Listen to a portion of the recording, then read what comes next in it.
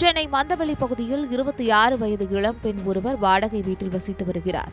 அதே குடியிருப்பில் வசித்து வரும் 50 வயதான கினித்ராஜ் மந்தைவெளி மாதா சர்ச் ரோட்டில் உள்ள ஆட்டுக்குட்டி சபை சர்ச்சில் பாதிரியாராக இருக்கிறார். அந்த பெண் ஞாயிற்றுக்கிழமை தோறும் சர்ச்சுக்கு சென்று பாதிரியார் கினித்ராஜை சந்தித்து ஆசி பெறுவது வழக்கம்.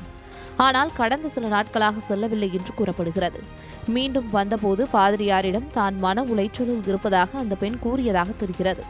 இந்த சூழலை தனக்கு சாதகமாக பயன்படுத்திக் கொண்ட பாதிரியார் அந்த பெண்ணிடம், உன்னுடைய உடம்பில் பேய் பிசாசு ஏதாவது பூந்திருக்கலாம், நீ எனது வீட்டுக்கு வா, நான் சரி செய்கிறேன் என்று கூறி அனுப்பி வைத்ததாக தெரிகிறது. இதனையடுத்து கடந்த டிசம்பர் 16ஆம் தேதி பாதிரியாரின் பேச்சை நம்பி அவரது வீட்டிற்கு அந்த பெண் சென்றுள்ளார்.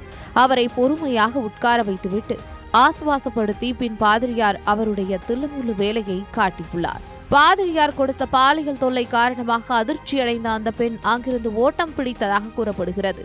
இந்த நிலையில் வீட்டிற்கு சென்று தனக்கு நடந்ததை பற்றி தனது கணவரிடம் அந்த பெண் தெரிவித்துள்ளார்.